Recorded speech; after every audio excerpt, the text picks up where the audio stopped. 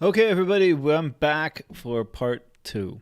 Welcome to my life. This isn't something we're all used to, right? Part one, part two of these live streams. I just got kicked off for some reason. The connection was not very good. But I am back. If you haven't seen it, the first part of the live stream was about an hour. It was going along pretty well. I got a lot to talk about, some pretty good topics. This one will be shorter because I only have a few more topics left. And I wanted to officially say goodbye to everybody. I don't want my live stream to just end abruptly like that. So, if you're out there rejoining me, say hello. But anyways, we were talking about a lot of different things. Let's move on to fascinating photos. Fascinating photos captures Shanghai. I thought this was interesting. I love these old photos and stuff. They're really great. Check this out. November marked the 30th anniversary of the central government proclaiming that instigated the opening up and development of Shanghai's Pudong. I've been to this place, Pudong District. It's in my Walkabout Shanghai video. Awesome, awesome place. Incredible. Photographer Wu Jiangping captured the district as it transformed from a shanty town into the glass and steel world finance, trade, and tech hub. We sat down with him to hear his story. Wu Jiangping fell in love with photography before he even owned a camera. I was born in 1958 in a small mountain village in western Zhejiang province in an ordinary plumber's family. Station, and my first job was on the construction of the power station, blacksmithing, forging track pins and fasteners for bulldozers, excavators, and dump trucks. Interesting. With the money he made, Wu then would travel to Hangzhou and Shanghai, visiting bookstores and buying photography books and picture albums. However, due to economic constraints, I could not afford a camera. That was until 1987. My younger brother, who studied in Germany, returned to China and gave me a high-end Minolta 300 camera plus a 28 to 80 millimeter zoom lens. My life as a photographer was born. So check these photos out. This is the Pearl TV Tower, I think it's called, right? This is in March 1993. Look at that. The fact that it's in black and white makes it look even older, but this is just 1993, and this is taken from the Bund.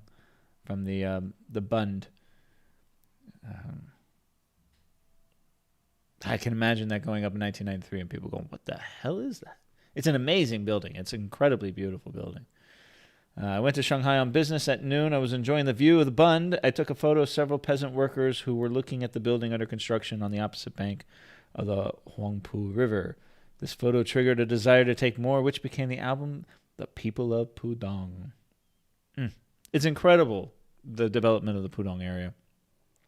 Fast forward a decade to June 1997, and a friend invited Wu to a small gathering in Shanghai. After lunch, they visited the Oriental Pearl Tower. That's it, the Oriental Pearl Tower. When I went up the tower, I was surprised to see that among the gradually expanding traffic avenues and the high-rise buildings rising from the ground, there remained a large number of blackened old houses right beneath my feet. I preferred photographic themes of humans, so was fascinated by this shanty town, a sea of old-style homes and communities waiting to be torn down, and all entirely invisible if you were looking over from the Bund and Puxi. I secretly thought that it should be preserved in photos. Look at this. It's amazing. Wow. So this area, this is where now what they call the bottle opener building is. It's like an international finance center or something, and the Shanghai Tower. I have been in this area now, and it's malls and finance centers, and there's a giant Apple store and the biggest Disney store I've ever seen. It's all in this area.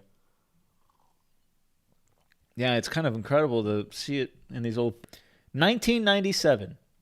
1997, that's when this was taken. Incredible. Wow. I can look at these photos all day long, man. Look at this. Yeah, look at that. Yeah. I've seen this view before.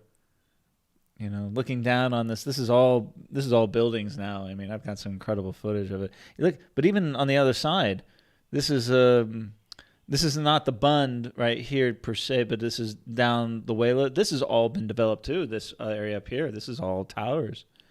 Wow, incredible! You can see the wide. These avenues are still there right now. full of cars. This is 1998. Jin Mao Tower. From the Jin Mao Tower. Okay. I haven't been in that one, but I was in the Shanghai Tower, and it's pretty much the same view.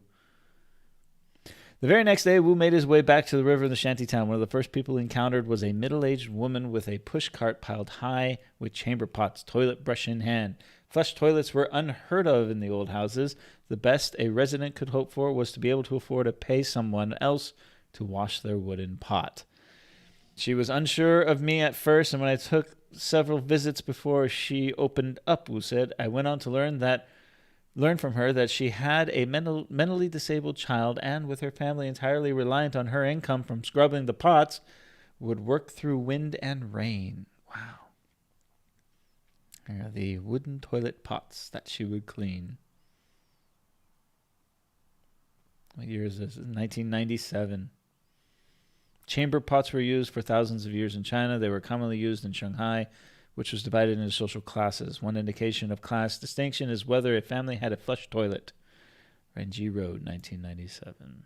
You learn so much from these things. Yeah, that's great.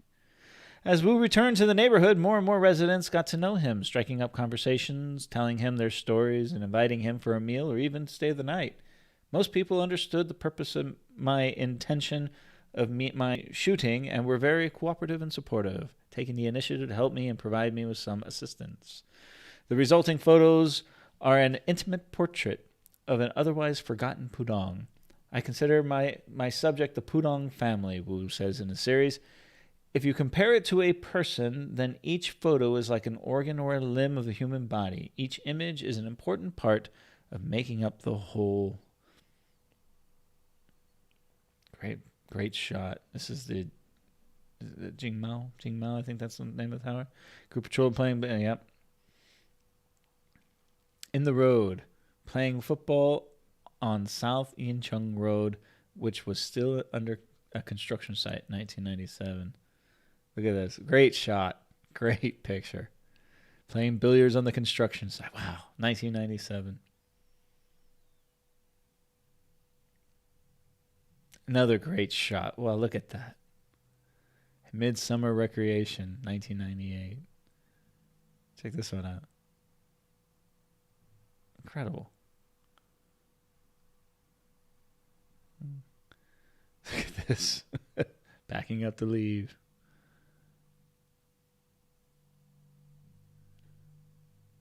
Look at this. Wow, what a great shot, man. People took baths in the open in summer because their homes were too small and ill. You know, I'm going to, on my list, I'm going to be touring and making a video of it. This was requested by a friend of mine. One of my oldest friends here in China, one of the very first people I actually met and befriended, is a girl who, they live here, and her family live in a very, very old house. When I say old, it's maybe 100, 150 years old. And for Zhongshan, that's pretty old. So, but it's the old style Guangdong house with beautiful, artistic paintings on the walls. And the interior looks amazing. They still live in this house. The whole family does. But they have an outside toilet. Toilet is outside. And this is a modern family. And they still live in this house. And the shower is like in the kitchen. Apparently, there's one shower in the whole house for the whole family, and they take a shower in the same place that they wash their dishes. It's a fascinating. I can't wait to tour this house because it's, you know how it is in China. These old buildings, these old houses, they get torn down very quickly, and put up new towers and new residential towers, and everyone's buying those. But these older properties, there's a charm to them. And I'm very excited to see that and share it with all of you. Okay, so all right, two more, and I'm gonna call it a night, guys, because I got to get up early in the morning and make my way out to Huizhou. Stupidity at its best. I love this. This was great. So, how wild can people take short videos go? The advent of social media, especially short video platforms, there are more and more people who want to become famous quickly. Here's a look at what they've done to get attention. Parents ask their children to pose in such dangerous poses. Is it going to open up? Is it going to open? There it is. Look at this.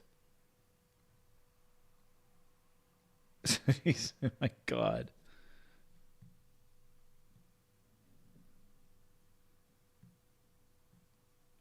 That is crazy. Hold on, honey. I'm going to get a picture. Jeez. There's a bunch of them. Pouring alcohol on his hand to perform. There's a bunch of them. I went through them and they're just crazy. Come on, load. They don't want to load. Ah, here it is. This guy. So he pours alcohol on his finger and his hand. Okay.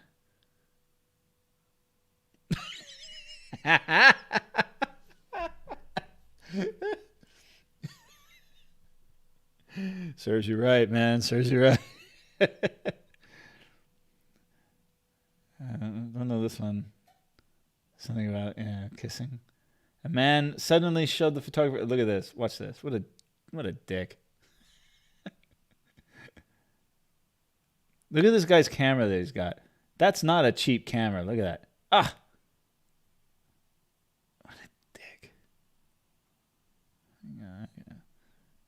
This is typical, he's gonna.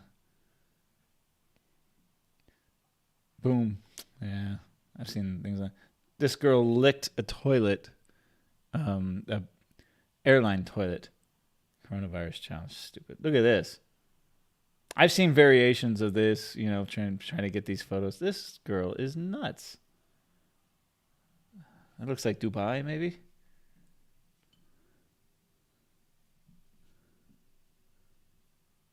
Okay. That's a long way down there. Gotta get the picture. Come on, where's the video? This chick is brave, man. Stupid, but brave. It's a fine line between the two, probably, right? Look at that. It's a good-looking girl, that's for sure. It'd be a shame if she fell. Look, what are you doing?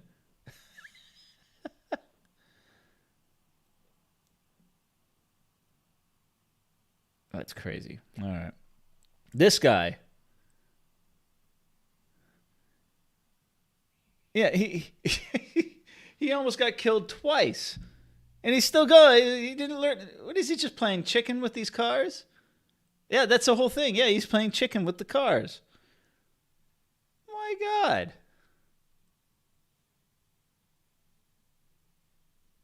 Aren't you guys glad that I don't do crazy shit like this?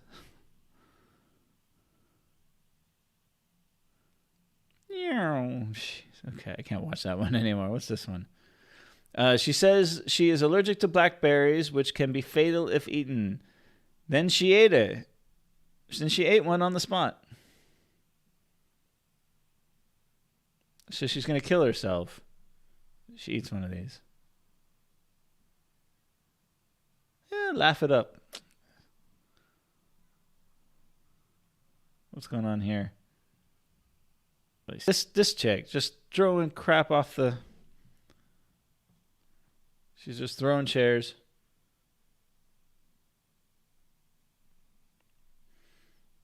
I don't know what that one is. Okay, crazy. Okay. Last but not least, I got to leave you with food. Okay, so food it is. So, new authentic Mexican tacos now available at Tacos. This is from Sheiko Daily in Shenzhen.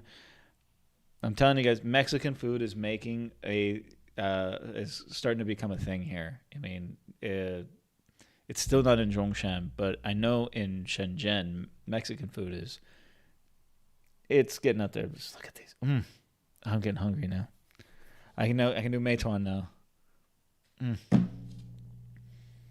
Okay, empanadas. Okay. So, yeah. Guys, okay, I got to get off. I'm sorry. I had to do a part 2. This is just a quick part 2 and finish the live stream properly. I'm sorry I got cut off. As always, my live streams, custom.com. where you can get customized jerseys for baseball, basketball, football. Hit the link below and enter the coupon code Walkabout Rojo for an additional 10% off. Valentine's Day is right around the corner. Make a great gift and support the channel and get yourself something nice. So I want to thank everyone.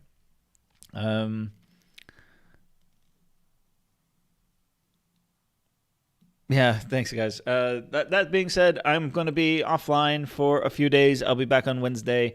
I will not be editing or doing any kind of live streaming during this time, so it's going to be quiet until Wednesday, and then I'll have a video or two to upload because I'm going out of town. I'm going to be filming a lot of really great stuff out in Huizhou area, so I'll have a lot more content coming out soon. And of course, with the Spring Festival, depending on the travel situation that we've got, I may just be sticking here in Zhongshan, but I'm hoping to get out and see a little bit of Guangdong if they let me, and a lot can happen over the next few weeks.